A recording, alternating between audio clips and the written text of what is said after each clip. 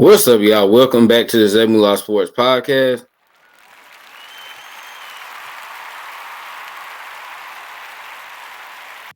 I'm your host, Isaiah, and today, y'all, we have another 2024 WNBA scouting report, and we have Utah forward Alissa Pili.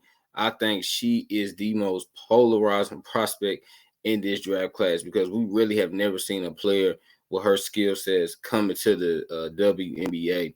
So without further ado, y'all, let's get into it. So Alissa Pili, forward, 6'2", her 2023 stats, 21.4 points per game, 6.6 rebounds per game, 2.4 assists per game. She shot 55% from the floor, 40.4% from three, and 82% for the free throw line. So, y'all, let's get into her strengths. I think her first strength is that she is an elite three-point shooter. I just told y'all she shot 40.4% from three on 4 attempts per game. The 2022 season, y'all, she shot 42.6% from three. I mean, an amazing shooter.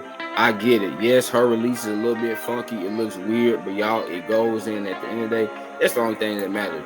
Do you make it or do you not? And she does make it. She makes it at a very high clip. Her next strength, y'all, is what is her strength. She is a very, very, very strong player. And y'all, I'm telling you, do not go against Alissa Pili if you are not strong, okay?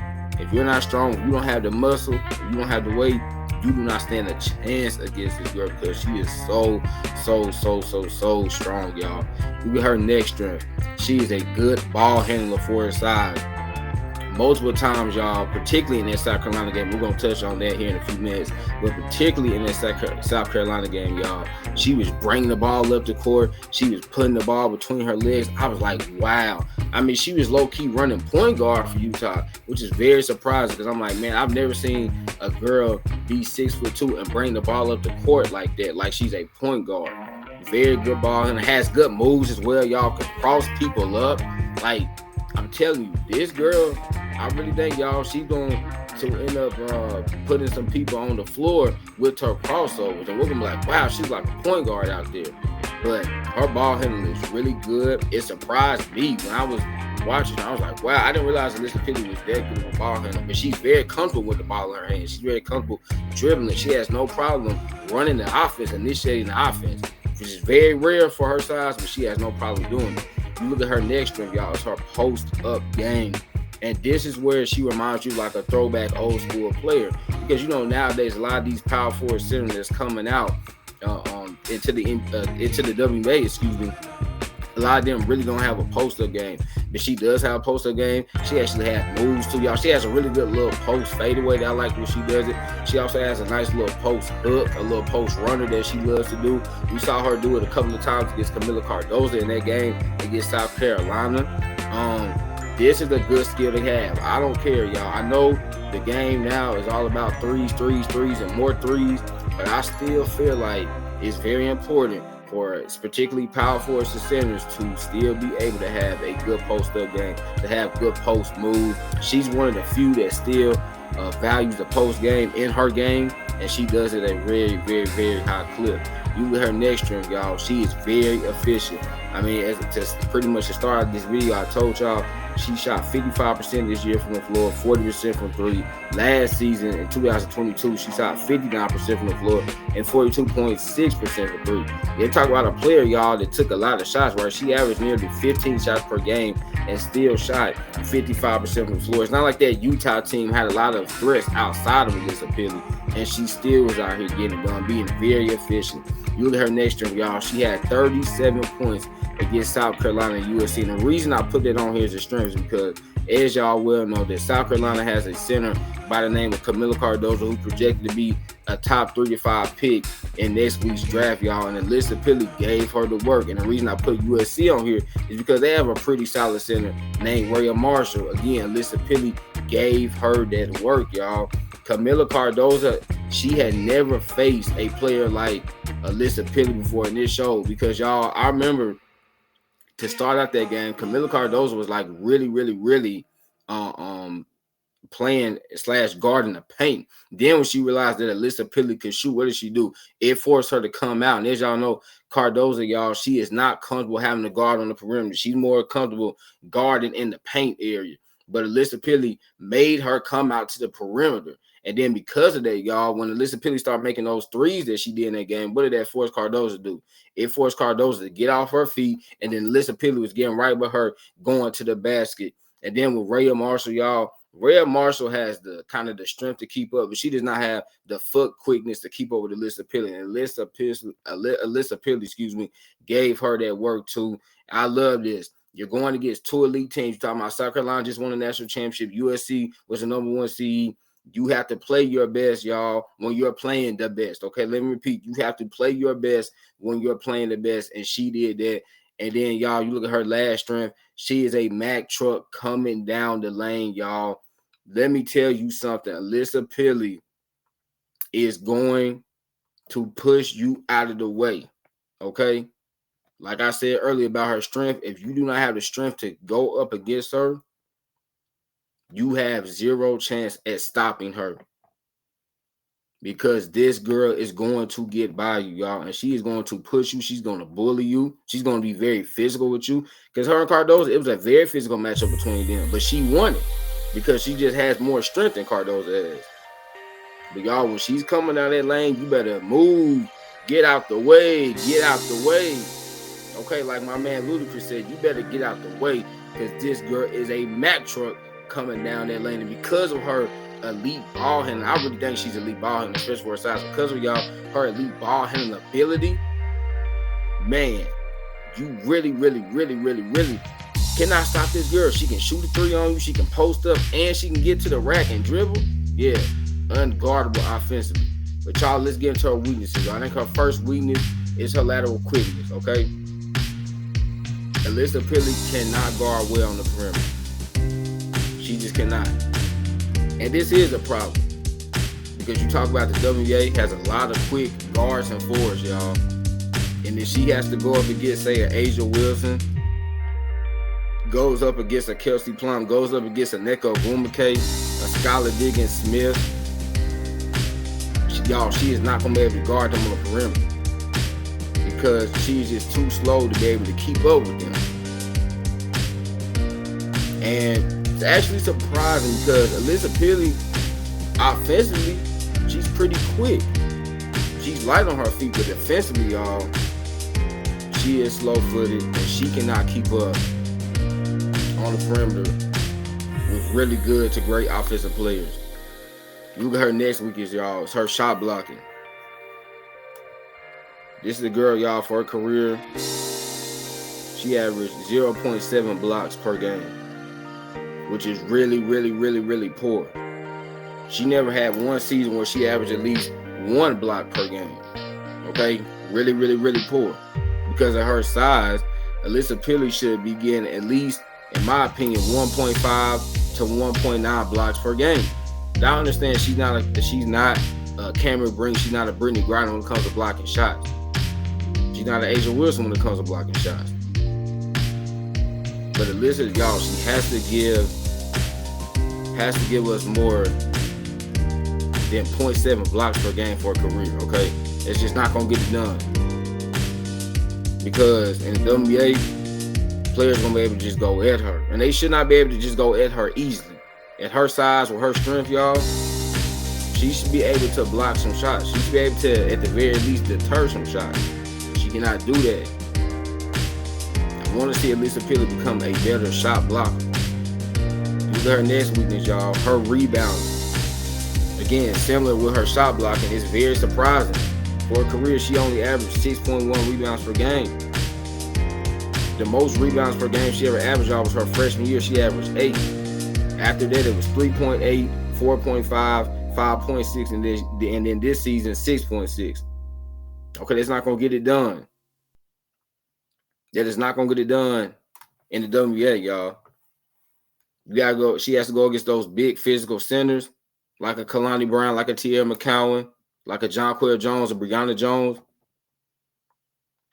They are going to kill her in the paint on the glass, because she's not a good rebounder. I think she's in position for a lot of the rebounds. I don't think it's because she's out of position when I look at her. It just seems like a lot of times, y'all, Alissa Pili doesn't really put forth the effort to go and get rebounds. Maybe it's because, She loves to score. She's an offensive player, and she's more focused about that than she is the defensive end of things. But y'all, being at her size, you can not only average 6 rebounds per game. She needs to be up at 9 to 10 rebounds per game. And y'all, her last weakness is it's a question. What is her position? Right now, we don't know if Alissa Pili is going to be a small forward, a power forward, or a center. Okay, I definitely don't think she could be a small forward. I think a team could try to put her there. She will not be able to do that because she's too slow defensively. Okay, she won't be able to stay with those quick perimeter players. You put her at power forward, I think that would be better for her, especially y'all if she's playing next to a defensive-minded center. Okay, if she's playing next to, say for example, a Jonquel Jones, perfect.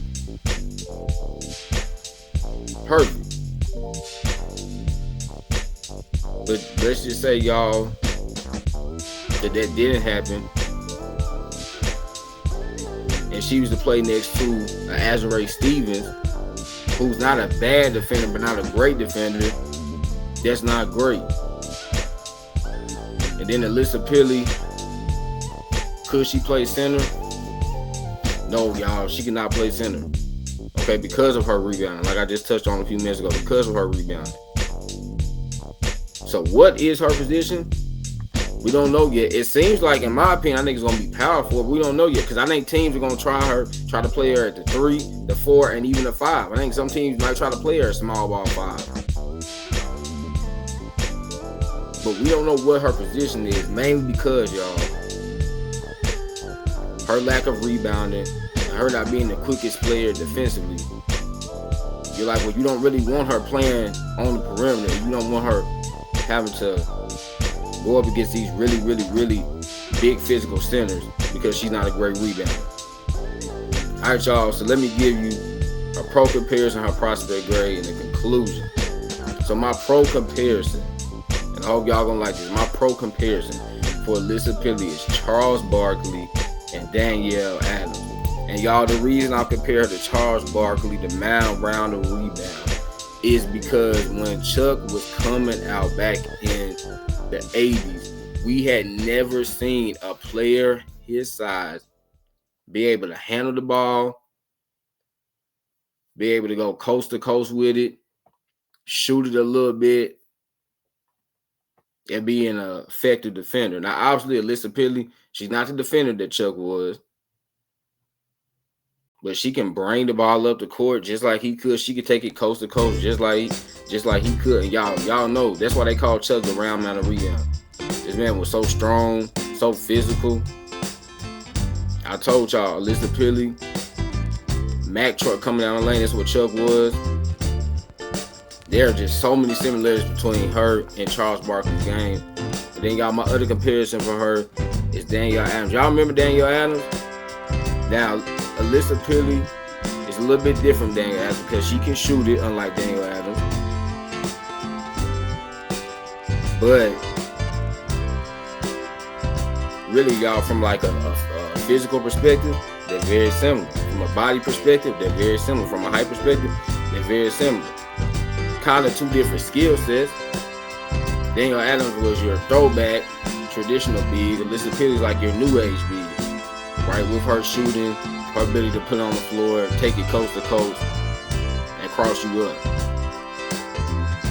My prospect grade, y'all, gave Alissa Pili a grade of 90, meaning she's a very good player, could be an all-star.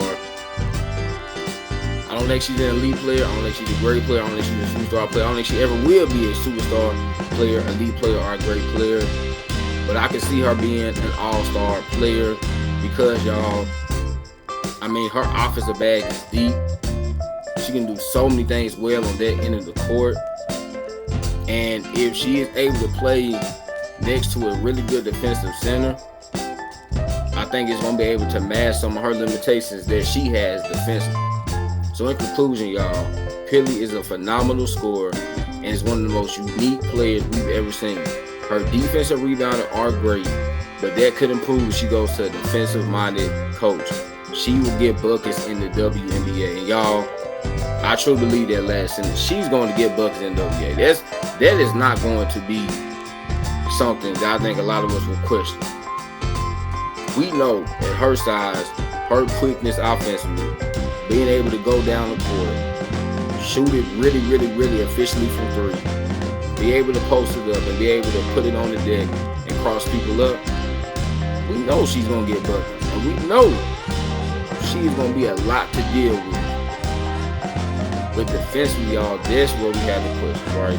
Can she become at least a good rebounder? I'm not saying she has to become a great rebounder, but can she become a good rebounder? Can she become a good team defender? Again, I don't think she'll ever be a good one-on-one defender, a good perimeter defender, but can Alissa Pili become a good team defender? Where, you know, hey, at least she's out there trying, because right now you don't really see it.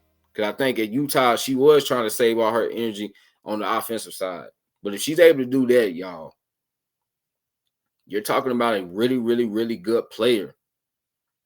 And I think if she's able to become a better defensive player, a better rebounder, she probably could be your third best player on a championship team because her offensive skill set is there. There's like nothing she needs to do offensively, y'all. It is there. For Alissa Pili, it's defensively. If she can improve there, y'all, she will be a really good player. So there you have it. That was my WNBA scouting report for Utah forward Alissa Pili. Remember, laughter is good medicine. So make sure you get your daily dose. Y'all know I'm an indie man. I love y'all. God bless. Peace.